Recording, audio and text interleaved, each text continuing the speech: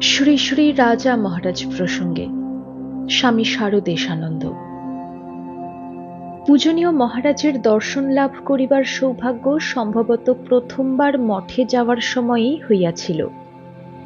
১৩১৯ সালে ফাল্গুন মাসে শ্রী শ্রী ঠাকুরের জন্ম মহোৎসবের সময়, কিন্তু তার সহিত মিলিবার আলাপ পরিচয় করিবার সুবিধা তখনও হয় নাই।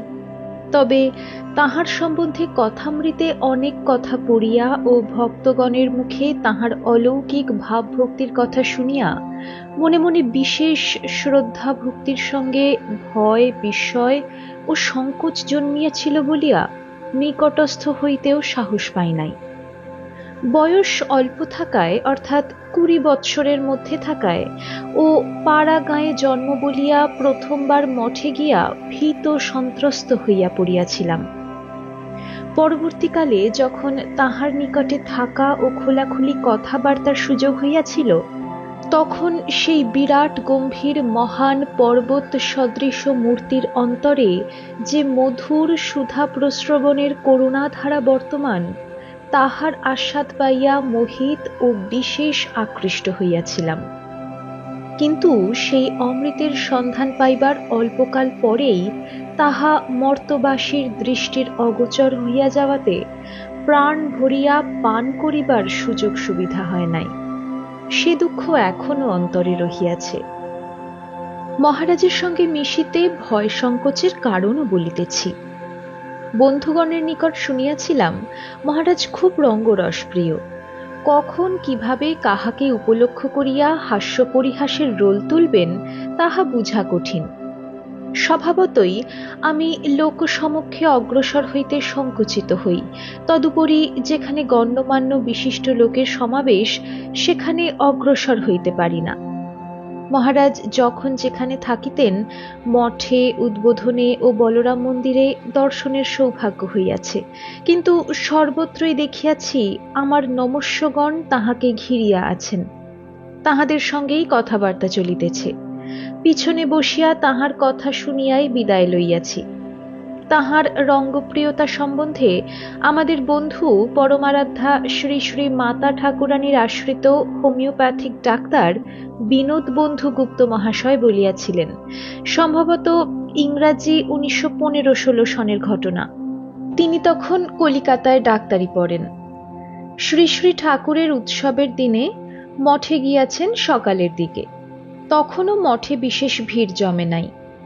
রাজা মহারাজকে প্রণাম করিতেই তিনি তাহাকে অঙ্গুলি নির্দেশে অল্প দূরে উপবিষ্ট জনৈক ভদ্রলোককে দেখাইয়া বলিলেন, উহার নিকট গিয়ে জিজ্ঞাসা করে এসো, মহাশয়, মহাপুরুষ শিবানন্দ স্বামী এখন কোথায় আছেন? তিনি মহারাজের আদেশ অনুসারে সেই ভদ্রলোকের নিকট গিয়া জিজ্ঞাসা করিবা মাত্র ভদ্রলোক গম্ভীরভাবে বলিলেন, কে জানে বাপু, শিবানন্দ স্বামী এখন কোথায় আছেন? মহারাজকে গিয়ে বলো আমি কিছু জানি না। ভদ্রলোকের পার্শ্বে উপবিষ্ট অন্যান্য ব্যক্তিগণ সকলেই হো হো করিয়া হাসিয়া উঠিলেন। বিনোদবাবু বিস্মিত চমকিত হইলেন। তিনি পূর্বে পূজনীয় মহাপুরুষ মহারাজকে দর্শন করিয়াছেন। ভদ্রলোকের কথা শুনিয়া ও উপবিষ্ট লোকেদের হাসি শুনিয়া তাহার মুখের দিকে চাহিয়া মনে একটু সন্দেহ হল, উনি মহাপুরুষ নাকি? যাই হোক, তিনি মহারাজের কাছে ফিরিয়া আসিয়া যখন ভদ্রলোকের জবাবের কথা বলিলেন, তখন সেখানেও হাসির রোল উঠিল। বিনোদবাবু অবাক হইয়া সেই রঙ্গরস দর্শন করিলেন এবং অপরের নিকট শুনিলেন, মহারাজই রঙ্গ দেখিবার অভিপ্রায়ে মহাপুরুষজিকে সাদা ধুতি, চাদর, জামা পরাইয়া বাবু বানাইয়া বসাইয়াছেন। বিনোদবাবু আমাদিগকে এই মজার ঘটনা শুনাইয়াছিলেন। আমাদের অপর একজন বন্ধু যতীন্দ্রনাথ দত্ত, তিনিও শ্রী শ্রী মায়ের কৃপাপ্রাপ্ত। অপর এক বন্ধুর সঙ্গে বলরাম মন্দিরে বিকেলবেলা রাজা মহারাজকে দর্শন করিতে গিয়াছেন। বৈঠকখানা ঘরে মহারাজ বহু দর্শনার্থী ভক্ত পরিবৃত। তাহারা প্রণামান্তে উপবেশন করিলে মহারাজ তাহাদের পরিচয় জিজ্ঞাসা করিয়া যখন শুনিলেন তাহাদের জন্মস্থান শ্রীহট্ট, তখন অত্যন্ত আগ্রহ প্রকাশ করিয়া বলিলেন, উভয়ে খাঁটি শ্রীহট্টের ভাষায় কিছু কথাবার্তা বলিয়া শোনাও তো দেখি। তাহার বারংবার আদেশ উপেক্ষা করিতে না পারিয়া উভয়ে সসংকোচে মাতৃভাষায় কয়েকটি বাক্য বিনিময় করিলেন। সেই দুর্বোধ্য শব্দ ও অদ্ভুত উচ্চারণ শুনিয়া উপস্থিত ব্যক্তিবর্গ বিস্মিত স্তম্ভিত, কিন্তু মহারাজ মজা উপভোগ করিয়া খুব খুশি, হট্টিয়াগণ লজ্জিত সংকুচিত। আমি নিজেও একবার এইরূপ বিপদের সম্মুখীন হইয়াছিলাম। মহারাজ উদ্বোধনে আছেন, নিচে অফিস ঘরে, বর্তমানে মায়ের বাড়ির একতলার গদি ঘরে। পূজনীয়া মাতা ঠাকুরানী উপরে আছেন, তাহার বাসস্থান ঠাকুর ঘরে। মায়ের সান্নিধ্যে সন্তানের হৃদয় আনন্দে ভরপুর, সদা রঙ্গরস উচ্ছলিয়া উঠিতেছে। মহারাজের এই বালক ভাবের কথা তখন আমার অজ্ঞাত। আমি জয়রামবাটি হইতে পূর্বদিন রাত্রে আসিয়াছি। পরদিন সকালে মহারাজকে দর্শন করিতে গিয়াছি তাঁহার ঘরে। মহারাজ একখানি ছোট ধুতি ও একটি ছোট ঢিলা পাঞ্জাবি গায়ে সদানন্দ চঞ্চল বালকের মতো ঘরময় ঘুরিয়া বেড়াইতেছেন এবং উপস্থিত সেবক ও সাধু ব্রহ্মচারীগণের সঙ্গে মধ্যে মধ্যে দু একটি রঙ্গরসের কথা হাসি তামাশা করিতেছেন। আমি ঘরের দরজার সম্মুখে গিয়াই এই দৃশ্য দেখিয়া বিস্মিত ও স্তব্ধ হইলাম। জনৈক পরিচিত সাধু মহারাজকে আমার পরিচয় দিয়া বলিলেন, আমি কিছুকাল জয়রামবাটিতে ছিলাম, উপস্থিত সেখান হইতে আসিয়াছি। মহারাজ সেই কথা শুনিয়া আমার দিকে চাহিয়া দাঁড়াইলে আমি নিকটে গিয়া ভূমিষ্ঠ হইয়া প্রণাম করত অতি বিনীতভাবে কাছে দাঁড়াইলাম।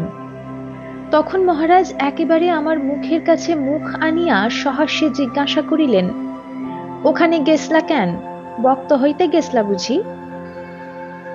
ভক্ত শব্দটির ভয়ের দীর্ঘ না করিয়া পূর্ববঙ্গের মতো হ্রস্ব উচ্চারণ ব করিবার চেষ্টাতে অতি অদ্ভুত শুনাইল ও উপস্থিত সকলের হাস্যের উদ্রেক করিল।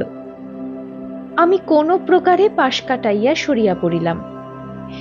এরপরে যে কদিন উদ্বোধনে ছিলাম, যতদূর সম্ভব নিজেকে মহারাজের সম্মুখ হইতে আড়ালে রাখিতে চেষ্টা করিতাম, পাছে না মুশকিলে পড়ি। সেজন্য এখন কত আফসোস হয়। পরমারাধ্যা মাতা ঠাকুরানীর সান্নিধ্যে তাহার পরম আদরের দুলালের হৃদয় কি অনির্বচনীয় আনন্দে পরিপূর্ণ থাকিত, তাহা পরবর্তীকালে প্রত্যক্ষদর্শী প্রাচীন সাধুগণের মুখে শুনিবার সৌভাগ্য লাভ হওয়ায় মহারাজের অদ্ভুত স্বভাবের ও আচরণের কারণ কিঞ্চিৎ বোধগম্য হইয়াছে। উদ্বোধনে শ্রী শ্রী মাকে দর্শন ও প্রণামকালে মহারাজের চালচলন, দৃষ্টি, বাচনভঙ্গি ঠিক বালগোপালের প্রতিরূপ হইতে দেখা যাইত। আর জগদম্বাও যশোদার ভাবে বাৎসল্যপূর্ণ হৃদয়ে সন্তানের চিবুক ধরিয়া চুমা খাইতেন। পরম স্নেহাদরে জিজ্ঞাসা করিতেন কুশল সংবাদ, কেমন আছো বাবা? বহু পূর্বে মহারাজ একবার জয়রামবাটিতে মাতৃদর্শনে গমন করিয়াছিলেন। পুলকে পূরিত হৃদয়ে তিনি যে স্থানে গোপাল নৃত্য নাচিয়াছিলেন, বড় মামার সেই বৈঠকখানা ঘরটি আমাদিগকে প্রাচীনেরা দেখাইয়াছিলেন। আমাদের সেই ঘরে বাস করিবার সৌভাগ্য হইয়াছিল এবং শ্রুত ঘটনার দিব্য স্মৃতি আমাদের হৃদয়ে উচ্ছ্বসিত করিত। পরবর্তীকালে বর্তমান মালিক ঘরখানি ভঙ্গ করাতে প্রাচীন ভক্তগণের মনে খুব কষ্ট হয়। যুগাবতার শ্রী রামকৃষ্ণদেব কাশীপুরে শ্রী রামকৃষ্ণ সংঘরূপ মহান মহিরুহের যে সূক্ষ্মতম বীজ তাহার প্রধান পার্ষদ নরেন্দ্রনাথের হস্তে প্রদান করিয়াছিলেন, স্বামী বিবেকানন্দ রূপে নরেন্দ্রনাথ সেই বীজ অঙ্কুরিত করিয়া গুরুদেবের মানসপুত্র রাখাল রাজের তত্ত্বাবধানে তাহা সুরক্ষিত করিয়া অন্তর্ধান করিলেন। মহারাজ অপরাপর গুরুভ্রাতা ভক্ত অনুরাগীগণকে একত্র সংহত রাখিয়া কিরূপ অমানুষিক পরিশ্রম, ধৈর্য, সহিষ্ণুতা, অসাধারণ বুদ্ধিমত্তা ও বিচক্ষণতা বলে সমবেত চেষ্টায় সেই ক্ষুদ্র অঙ্কুরকে পরিপুষ্ট ও বর্ধিত করিয়া বিশাল বৃক্ষে পরিণত করেন, তাহার কিঞ্চিৎ পরিচয় মাত্র লোকের নিকট প্রকাশিত ও প্রচারিত হইয়াছে।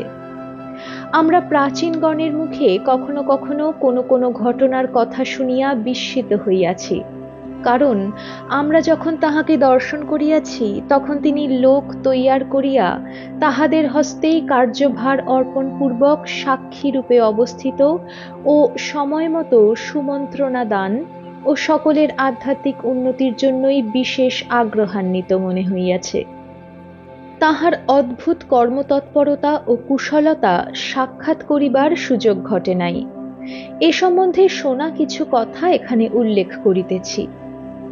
পূজ্যপাদ স্বামীজি স্থায়ী মঠে জমি সংগ্রহের জন্য অতীব ব্যাকুল হইয়াছিলেন এবং মহারাজের উপর উহার ভারার্পণ করিলেও দেরি হইতেছে দেখিয়া অতীব উতলা হইয়া এদিকে সেদিকে অপরের নিকটেও জমি ও বাড়ির সন্ধান লইতেছিলেন।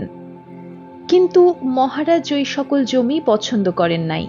সেই জন্য একদিকে স্বামীজিকে প্রবোধ দিয়া সন্তুষ্ট রাখা এবং অপরদিকে গঙ্গা তীরে মনমত প্রশস্ত জমি সংগ্রহ করা খুবই কঠিন সমস্যা হইয়া ওঠে। মহারাজ অতিশয় ধৈর্য ও পরিশ্রমের সহিত বেলুড় মঠের বর্তমান মনোহর ভূমিভাগ সংগ্রহ করিতে সমর্থ হন। এই জমির মালিকানা সত্ত্ব লইয়া অনেক গণ্ডগোল ছিল।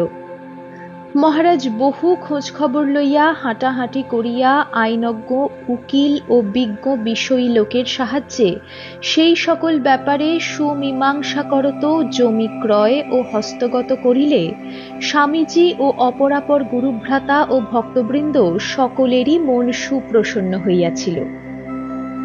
এই সম্বন্ধে সেই সময়ে মহারাজের কর্মতৎপরতা ও কষ্ট স্বীকারের কথা উল্লেখ করিয়া জনৈক প্রাচীন সাধু একসময় বলিয়াছিলেন, মহারাজ তখন সকালে উঠিয়া স্নান করিয়া চারিটি ভিজা চিরা মুখে দিয়া ব্যাগের ভিতর আবশ্যকীয় দলিল কাগজপত্র পুরিয়া হাঁটিয়া বাহির হইয়া যাইতেন। দিনভর এখানে সেখানে উকিল, মক্কেল ও সহায়ক পরামর্শদাতা লোকের বাড়ি বাড়ি ঘুরিয়া কোর্ট অফিস করিয়া কোনোদিন অপরাহ্নে, কোনোদিন সন্ধ্যায় ক্লান্ত অবসন্ন দেহে মঠে ফিরিতেন। কোনোদিন মধ্যাহ্নে কোনো ভক্ত বা পরিচিত লোকের বাড়িতে খাওয়া হইত, কোনোদিন হইত না। কোনোদিন অপরাহ্নে মঠে ফিরিয়া ঠান্ডা ভাত, কোনোদিন ভিজা চিরা, কোনোদিন বা উপবাসের পর রাত্রেই একেবারে অন্ন গ্রহণ করিতেন। এজন্য কেহ কখনো তাহার মুখে বিরক্তি, অবসাদ, দুঃখ বা নৈরাশ্যের কথা শুনে নাই। অপর একজন প্রাচীন সাধু বেলুড় মঠের সম্মুখস্থ গঙ্গাগর্ভে যে ঘাট ছিল তাহা বাঁধাইবার সময়ে মহারাজের কর্মতৎপরতা, উৎসাহ উদ্দীপনার বর্ণনা শুনাইয়াছিলেন। যাহারা সেই প্রাচীন ঘাট দেখিয়াছেন তাহারা সকলেই এক বাক্যে উহা নির্মাণের কৃতিত্ব, কৌশল, সুদক্ষতা ও মনোহারিতার প্রশংসা করিয়াছিলেন। জ্যোৎস্না রাত্রে জোয়ারের সময় সেই ঘাটে বসিয়া থাকিলে মনে হইত যেন ধরাধামের বাহিরে স্বর্গমন্দাকিনীর মধ্যস্থিত দ্বীপোদ্যানে রহিয়াছি। কালে সে সুন্দর সুপ্রশস্ত সোপানাবলী সুশোভিত ঘাট ধ্বংস হইয়াছে, কিন্তু মহারাজের কৃতিত্বের কথা আমাদের মনে জাগিতেছে। ঘাট কিরূপ হইবে মহারাজ স্বয়ং তাহা পরিকল্পনা করিয়াছিলেন এবং নির্মাণ কর্মে অভিজ্ঞ দীনু মহারাজ অর্থাৎ স্বামী সচ্চিদানন্দের সহায়তায় তাহা কার্যে পরিণত করেন। অর্থের অনটন থাকাতে স্থির হয় যে কেবলমাত্র প্রয়োজনীয় উপাদান ক্রয়ের জন্যই পয়সা খরচ হইবে। মজুর ও সহায়কদের কাজ করিবেন সাধু ও ব্রহ্মচারীগণ। কাজটি অত্যন্ত কঠিন। গঙ্গায় মাত্র ভাটার সময়েই গাঁথনি চলিবে, আবার ভাটা প্রতিদিন রাত্রে বিভিন্ন সময় হয়। তদুপরি অজানা নূতন লোকের পক্ষে ওই কাজের জোগাড় দেওয়াও অতীব কঠিন ব্যাপার। সেজন্য মহারাজ প্রতিদিন সকলকে সমবেত করিয়া কোন সময়ে কাজে হাজির থাকিতে হইবে, কাহাকে কি কাজ কিভাবে কতক্ষণ করিতে হইবে, দীনু মহারাজের সহায়তায় পুঙ্খানুপুঙ্খ রূপে বুঝাইয়া বলিতেন। কর্মক্ষেত্রে যাহাতে ত্রুটি না ঘটে সেই জন্য শিক্ষাকালে রিহার্সাল দেওয়া হইত ঝুড়ি, কোদাল প্রভৃতি হাতে লইয়া। কে কোথায় দাঁড়াইবেন, কি করিবেন তাহা খুব ভালো করিয়া তালিম দেওয়া হইত, যাহাতে কাজের সময়ে একটি সেকেন্ডও নষ্ট না হয় এবং কোনো প্রকার বিশৃঙ্খলা না ঘটে। ভাটা কোনোদিন সকালে, কোনোদিন মধ্যাহ্নে, কোনোদিন অপরাহ্নে, আবার কোনোদিন সন্ধ্যায়, কোনোদিন বা মধ্যরাত্রে, কোনোদিন বা শেষ রাত্রেও হইত। সেইভাবে প্রত্যহ কর্মীদের আহার বিশ্রামেরও সময় নির্দেশ করিয়া দেওয়া হইত। আবশ্যকীয় জিনিসপত্র সমস্ত গুছাইয়া পূর্বেই ঘাটের কিনারে জড়ো করিয়া রাখা হইত, এবং ঘণ্টা পড়িবা মাত্র সকলে সেখানে উপস্থিত হইয়া নীরবে আপন আপন নির্দিষ্ট কার্য আরম্ভ করিতেন। দীনু মহারাজের তত্ত্বাবধানে কাজ চলিত। মহারাজ নিজেও দাঁড়াইয়া থাকিয়া সকলকে উৎসাহিত ও পরিচালিত করিতেন। এইভাবে সুশৃঙ্খলে সেই পরম রমণীয় ঘাট অল্প খরচে অনায়াসে নির্মিত হইলে সকলের মন প্রাণ আনন্দে ভরপুর হইয়াছিল। মহারাজ যতদিন মর্তধামে ছিলেন, শ্রী শ্রী ঠাকুরের নামে প্রতিষ্ঠিত সকল আশ্রমেরই, বেলুড় মঠের শাখা কেন্দ্র অথবা ভক্তগণ দ্বারা প্রতিষ্ঠিত আশ্রম সকলেরই বিশেষভাবে খোঁজ খবর রাখিতেন। উন্নতির উপায় বিধান ও প্রয়োজনানুসারে উপদেশও প্রদান করিতেন। আশ্রম ও সাধু ভক্তদের উপর মহারাজের স্নেহ দৃষ্টি সম্বন্ধে কত কথাই না মনে পড়ে। একদিনের কথা বলি। সন্ধ্যার পরে মহারাজ গঙ্গার দিকে মুখ করিয়া বসিয়া আছেন। সাধু ভক্ত অনেকেই আছেন। শীঘ্রই ভুবনেশ্বর যাইবার ইচ্ছা। সে সম্বন্ধে কথাবার্তা চলিতেছে ব্যাঙ্গালোরের বিশিষ্ট ভক্ত নারায়ণ আয়েঙ্গারের সঙ্গে। মহারাজের ইচ্ছা যাইবার পূর্বে জামতারার নূতন আশ্রম দেখিয়া যাইবেন। কিন্তু গ্রীষ্ম আরম্ভ হইয়াছে। দিনে প্রবল রৌদ্রে ঘরের বাহির হওয়া কঠিন। সেজন্য জামতারার গরম আবহাওয়ায় ফাঁকা মাঠে নূতন আশ্রমে যাওয়া ও থাকা তাঁর পক্ষে খুবই কষ্টকর হইবে। বিশেষত ভুবনেশ্বর একদিকে, জামতারা অপরদিকে। রেলে যাতায়াত কষ্টকর এবং অনেক সময়ও লাগিবে। নারায়ণ আয়েঙ্গারকে মহারাজ খুব স্নেহ করেন। তিনি খুব প্রাচীন ভক্ত, সংঘের বিশেষ অনুগত, সর্বপ্রকার কার্যে সহায়ক। তদুপরি অতি উচ্চপদস্থ সম্মানিত রাজকর্মচারী, তাই সকলে সম্মানও করিয়া থাকেন। জামতারা হইয়া ভুবনেশ্বর যাওয়ার প্রস্তাব শুনিয়া তিনি বিনীতভাবে নিবেদন করিলেন, এই সময়ে এইভাবে বিপরীত দিকে ঘুরিয়া যাওয়াতে ভুবনেশ্বর পৌঁছিতেও দেরি হইবে এবং জামতারার গরমে সেখানে থাকা দেখাশোনা খুব কষ্টকর হইবে। অতএব এখন জামতারা যাওয়া স্থগিত রাখাই ভালো।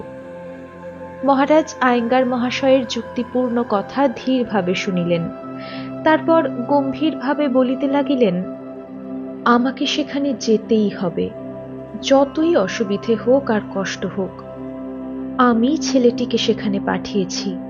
বলা মাত্র কোনো ওজর আপত্তি না করে সে সেখানে চলে গেছে। নতুন জায়গা, সেখানে সে কেমন আছে, খাওয়া দাওয়া কিরূপ, কি করছে, সব আমাকে গিয়ে সচক্ষে দেখতে হবে।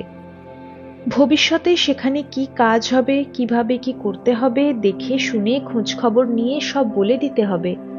টাকা পয়সার ব্যবস্থা করে দিতে হবে।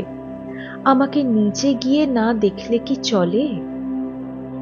আমরা উপস্থিত সকলে মহারাজের হৃদয়বত্তা, কর্মী ও আশ্রমের প্রতি আন্তরিক দরদ দেখিয়া মোহিত হইয়া গেলাম। এখানে মহারাজ যে ছেলেটির কথা বলিয়াছেন, তিনি হচ্ছেন ভাব মহারাজ, স্বামী রামেশ্বরানন্দ। ইহাদের উভয়ের কথাবার্তা ইংরেজিতে চলিতেছিল। পূজনীয় বিজ্ঞান মহারাজ তখন স্বামীজির মন্দিরের কাজ করাইতেছেন। সন্ধ্যার প্রাক্কালে কর্ম হইতে অবসর পাইয়া মহারাজের ঘরের পার্শ্বস্থিত তাঁহার ঘরের সম্মুখের বারান্দায় রেলিংয়ের কাছে একটি টুলের উপর চুপ করিয়া বসিয়া থাকিতেন। গঙ্গা দর্শন করিতেন কি দক্ষিণেশ্বরের দিকে চাহিয়া পূর্বস্মৃতি জাগরূক রাখিতেন বলা কঠিন। সেই সময়ে কেহ কেহ প্রণাম করিতে যাইত, কিন্তু বিশেষ কথাবার্তার সুযোগ হইত না। আমিও তাহাকে দর্শন ও প্রণাম করিয়া অল্প দূরে স্বামীজির দরজার নিকট দাঁড়াইতাম। কোনোদিন একটি দুইটি কথা বলিতেন, কোনোদিন মৌন অবলম্বন করিতেন। একদিন এইভাবে দাঁড়াইয়া আছি। সেদিন তাহাকে খুব পরিশ্রান্ত বোধ হইতেছিল। বোধহয় চৈত্র মাস, বেশ গরম ছিল। মহারাজের জনৈক সেবক বাহিরে আসিয়া বিজ্ঞান মহারাজকে জিজ্ঞাসা করিলেন, মহারাজ জানতে চেয়েছেন আপনি অমুক ফল খাবেন কিনা। সে একটি বিদঘুটে নাম। বিজ্ঞান মহারাজ হো হো করিয়া হাসিয়া উঠিলেন আর বলিলেন, বাবা, বুড়ো হয়ে গেলুম, কই এতদিন তো ওই ফলের নাম শুনিনি। তা মহারাজকে বলো, তিনি যা দেবেন তাই খাবো। সেবক ঘরের ভিতরে মহারাজের কাছে গিয়া সব বলিলেন এবং একটু পরেই বেশ বড় একটি কমলা লেবু উল্টোভাবে ধরিয়া লইয়া আসিয়া বিজ্ঞান মহারাজের হাতে দিলেন। বিজ্ঞান মহারাজ সহাস্যে লেবুটি গ্রহণ করিয়া প্রসন্ন চিত্তে খাইতে আরম্ভ করিলেন। এইরূপ আরো কোনো কোনো দিন নজরে পড়িয়াছে। মহারাজ কর্মক্লান্ত বিজ্ঞান মহারাজকে গ্রীষ্মোপযোগী ফল, শরবত প্রভৃতি পাঠাইতেছেন এক একটি অদ্ভুত হাস্যকর নামকরণ করিয়া। অপর একদিনের কথা মনে পড়িতেছে। সেদিন সন্ধ্যার পরে সকলে সমবেত হইয়াছেন। নানারূপ প্রসঙ্গ চলিতেছে, হাস্যরসই প্রধান। কিন্তু বিজ্ঞান মহারাজ তাহার আসনে চুপ করিয়া বসিয়া আছেন। এই সকল কথাবার্তা যেন তাহাকে স্পর্শই করিতেছে না। হঠাৎ মহারাজ বলিয়া উঠিলেন, বিজ্ঞান মহারাজ এরূপ চুপচাপ গম্ভীরভাবে বসে আছেন কেন জানো? তিনি এখন 4th ডাইমেনশন চিন্তা করছেন। মহারাজের কথায় বিজ্ঞান মহারাজ ও অপরাপর সকলের হাস্য উদ্রেক করিল। সেই সব আইনস্টাইনের নূতন আবিষ্কার ও গবেষণা সম্বন্ধে বিদ্যানমণ্ডলে খুব আলাপ আলোচনা চলিতেছিল। আমাদের মনে হইয়াছিল বিজ্ঞান মহারাজ উচ্চ গণিত শাস্ত্র এবং বিজ্ঞানে বিশেষ অনুরাগী ছিলেন। তাহার পক্ষে আইনস্টাইনের আবিষ্কার সম্বন্ধে চিন্তা করা স্বাভাবিক, কিন্তু মহারাজও যে সেই সম্বন্ধে দৃষ্টি রাখিতেন তা কে জানিত?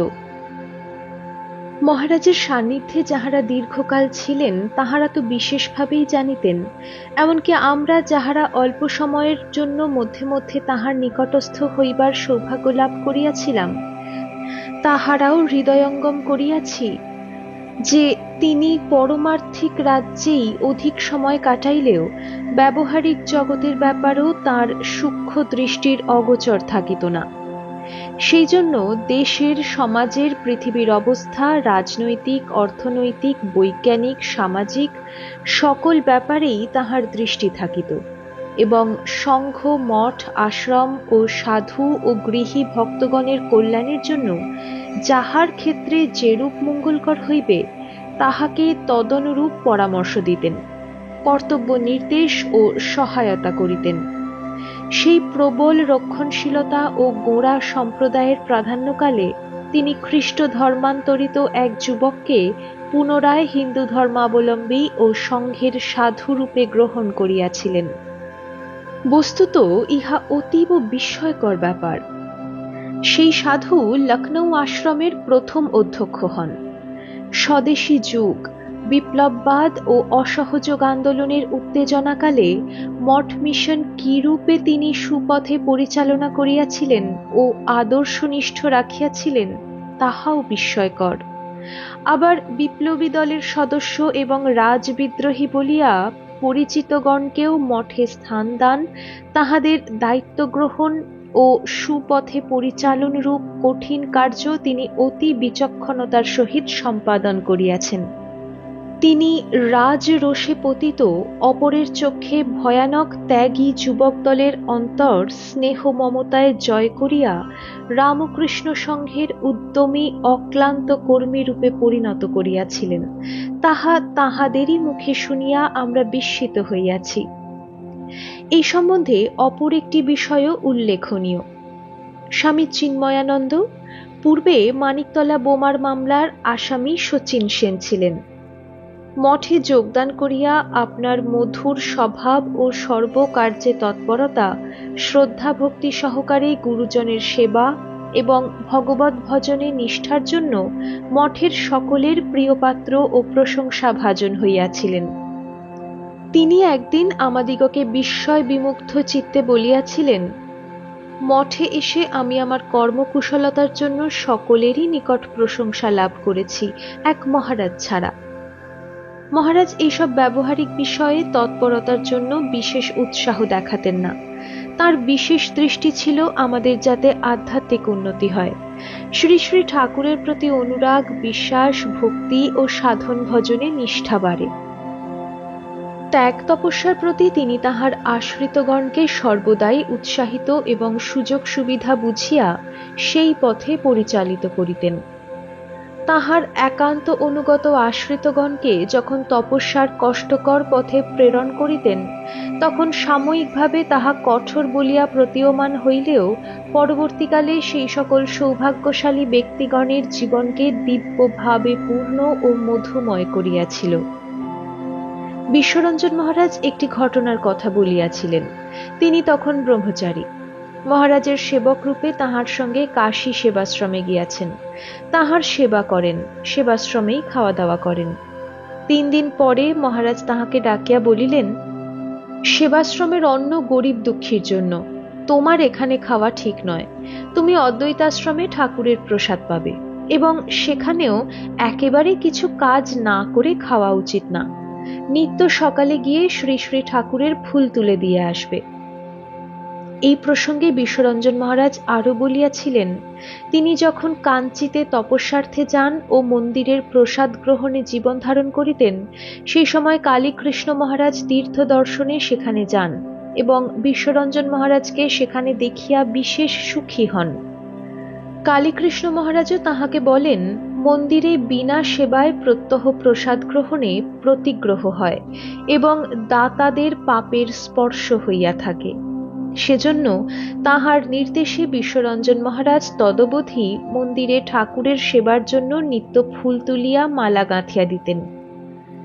বিশ্বরঞ্জন মহারাজের অন্তরে মহারাজ ও প্রাচীন সাধুদের সদুপদেশ ও উন্নতভাবে জীবন পরিচালনার আদর্শ কিরূপ দৃঢ় ও বদ্ধমূল হইয়াছিল, তাহা আমরা ঢাকাতে তাহার সমীপে অবস্থানকালে পদে পদে পরিচয় পাইয়াছি। বিভিন্ন স্থানে নবপ্রতিষ্ঠিত আশ্রমসমূহের উন্নতির জন্য মহারাজ কি করিয়াছেন, তাহা সেই সকল স্থানের প্রাচীনগণের মুখে কিছু শুনিবার সুযোগ হওয়ায় বুঝিয়াছি মহারাজ সেই সকলের প্রাণস্বরূপ ছিলেন। জমি, বাড়িঘর ও কাজকর্ম প্রত্যেকটি ব্যাপারে মহারাজ বিশেষভাবে খোঁজ খবর রাখিয়াছেন ও আলোচনা অনুসন্ধানাদি করিয়া যথাযথ নির্দেশ দিয়াছেন, অর্থ ও লোক দিয়া সহায়তা করিয়াছেন।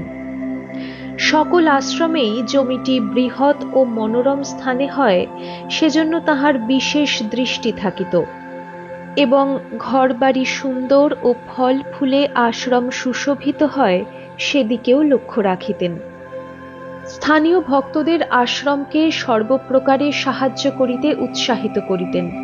কাশী সেবাশ্রমের প্রাচীনগণের নিকট শুনিয়াছি, সেবাশ্রমের জমি লওয়ার সময় মহারাজের বিশেষ ইচ্ছা ছিল আরও জমি লইবার, কিন্তু তখনকার সেবাশ্রম পরিচালকগণ সাহস পান নাই। অবশ্য এরপর মহারাজের অভীপ্সিত জমির অনেকটা লইতে হইয়াছে। কনখল সেবাশ্রমের ক্ষেত্রেও মহারাজের উৎসাহ ও সহায়তাতেই সকল কার্য সম্পন্ন হইয়াছে বলিয়া শুনিয়াছি। কাশী, কনখল 2 স্থানই সন্ন্যাসীগণের প্রধান কেন্দ্রস্থান। মহারাজ উভয় স্থানে বাস ও প্রাচীনপন্থী সাধু সম্প্রদায়ের সঙ্গে যোগাযোগ স্থাপন ও মেলামেশা করিয়া রামকৃষ্ণ সংঘের সন্ন্যাসীগণকে প্রাচীন মণ্ডলীর অন্তর্ভুক্ত করিয়াছেন।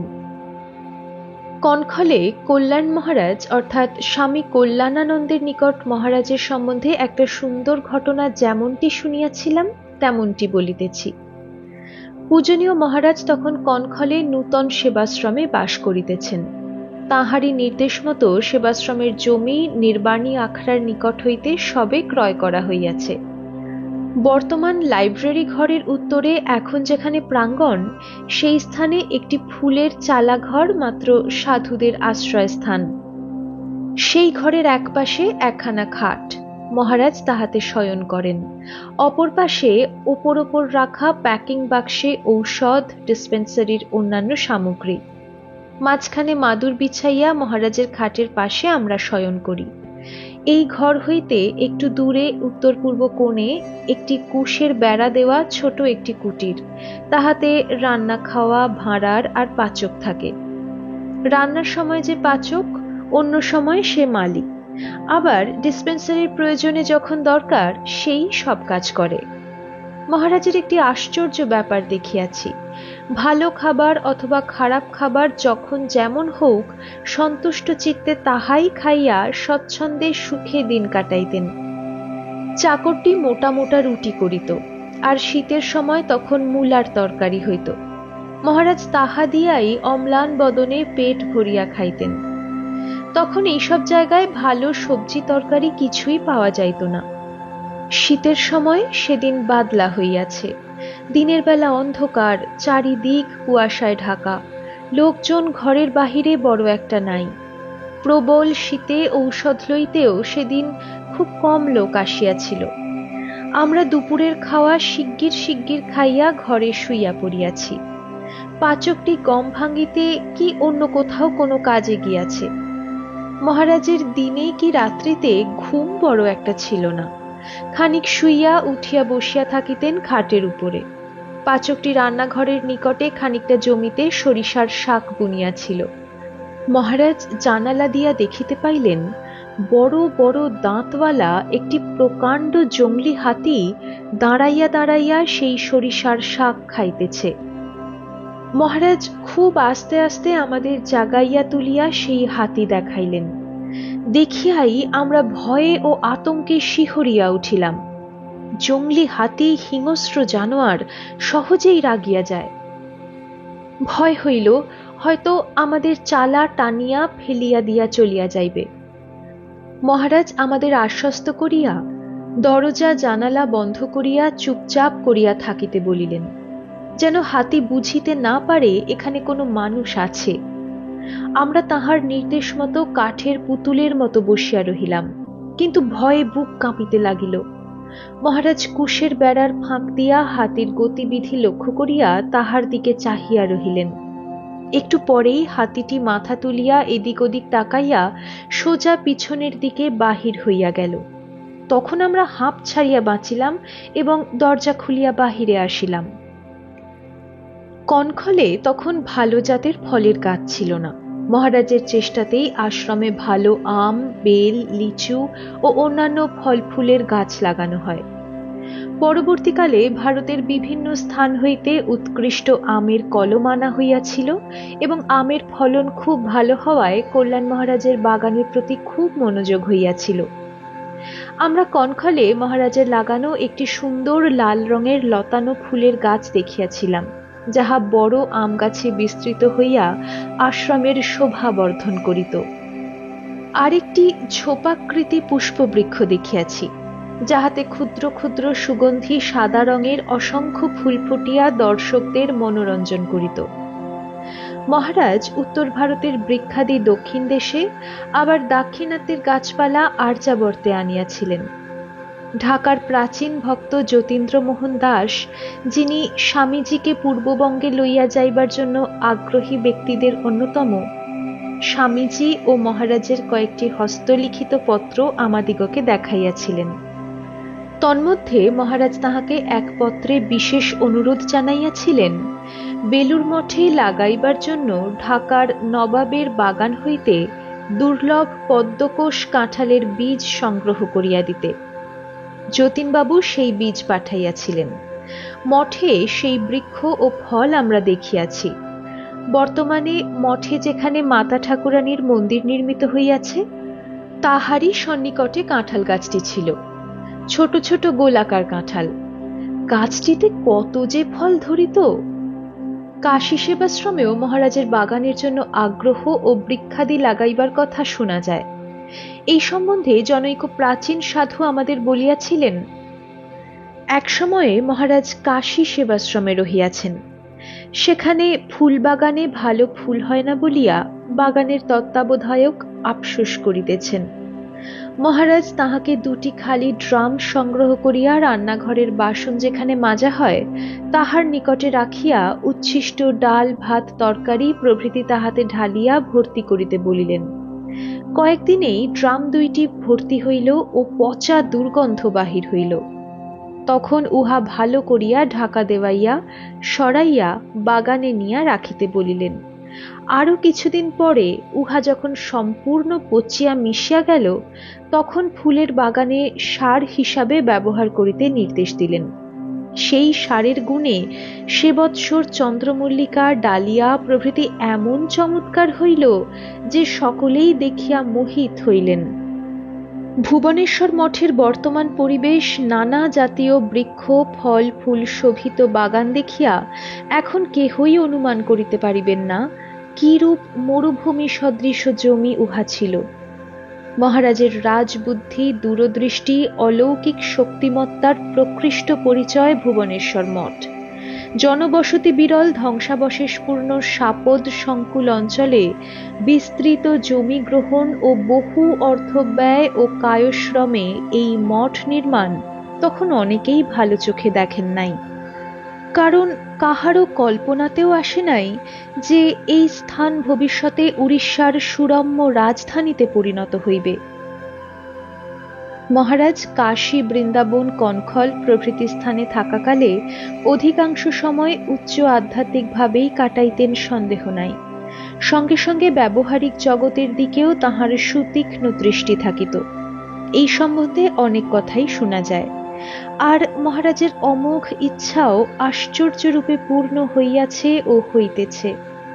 শুনিয়াছি ব্রজভূমে কুসুম সরোবরে তিনি যখন তপস্যা করিতেন, তখন ব্রজের এসব অঞ্চলের ত্যাগী তপস্বী ভজননিষ্ঠ বাবাজীগণের ভিক্ষার কষ্ট দেখিয়া তাহার মনে খুব দুঃখ হইত এবং তাহাদের ভিক্ষার সহায়তার জন্য একটি ছত্র প্রতিষ্ঠার কথাও তাহার মনে হইত। তাহার সেই শুভ সংকল্পের ফল তিনি বৃন্দাবন ত্যাগ করিয়া যাইবার কিছুকাল পরেই ফলিয়াছিল। কুসুম সরোবর ও রাধাকুণ্ডের মধ্যবর্তী স্থানে গোয়ালিয়রের মহারাজের ভাই এক সুবৃহৎ দেবালয় প্রতিষ্ঠা করেন এবং ব্রজবাসী ভিক্ষাজীবী সাধুদের সেবার জন্য বহু টাকার স্থায়ী তহবিল তৈরি করিয়া দেন। তাহার আয় হইতে বহু সাধু নিয়মিত সাহায্য পাইয়া থাকেন। মহারাজের আনুকূল্যেই বৃন্দাবনে রামকৃষ্ণ মিশন সেবাশ্রম প্রতিষ্ঠিত হওয়ায় ওই অঞ্চলের অসুস্থ নিরাশ্রয় সাধুগণেরও সেবা শুশ্রূষার সুব্যবস্থা হইয়াছিল। বাগানে চাষবাস সম্বন্ধে মহারাজের আগ্রহ ও উৎসাহ সম্বন্ধে একটি বিশেষ ঘটনা মনে পড়িতেছে। একবার কামারপুকুর হইতে আসিবার সময় শ্রী শ্রী ঠাকুরের স্বহস্তে রোপিত গাছের কতকগুলি আম নিয়ে আসি। যতদূর মনে পড়ে তখন বৈশাখের শেষ কিংবা জ্যৈষ্ঠের প্রথম সপ্তাহ হইবে। শ্রী শ্রী মা তখন উদ্বোধনে, তাহারই জন্য আম আনা। আম তখনও ঠিক পাকে নাই। গাছের উপরের ডালে কয়েকটি আমে একটু রং ধরিয়াছিল। গাছে চড়িয়া স্বহস্তে আম কয়েকটি পাড়িয়া লইয়া আসিয়াছিলাম। আসিবার সময় কোয়ালপাড়া আশ্রমের অধ্যক্ষ স্বামী কেশবানন্দ তাহাদের চাষের নূতন পটলও কিছু আমার হাতে দিয়াছিলেন শ্রী শ্রী মায়ের জন্য। উদ্বোধনে পৌঁছিবার পর শ্রী শ্রী মাকে প্রণামান্তর আম, পটল এবং অন্যান্য জিনিসপত্র দিলাম।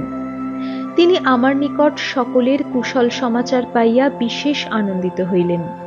পরদিন অপরাহ্নে গোলাপ মা আমার হাতে একটি পুঁটুলিতে কয়েকটি আম ও কিছু পটল দিয়া আমার সঙ্গে বলরাম মন্দিরে মহারাজকে দর্শন করিতে চলিলেন। মাতা ঠাকুরানী এই ব্যবস্থা করিয়াছিলেন। মহারাজ তখন বলরাম মন্দিরে অবস্থান করিতেছেন। বিকালে সেখানে ভিড় জমে বৈঠকখানা ঘরে। গোলাপ মার সঙ্গে মহারাজের সাক্ষাৎ ও কথাবার্তা হইল বারান্দার দক্ষিণ পশ্চিম কোণে।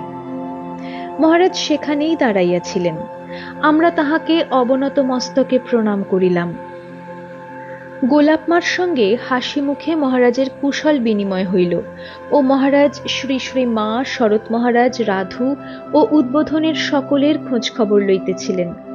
আমি একপাশে দাঁড়াইয়া নীরবে তাহাদের মধুর প্রীতিপূর্ণ কথাবার্তা শুনিয়া খুব আনন্দ পাইতেছিলাম।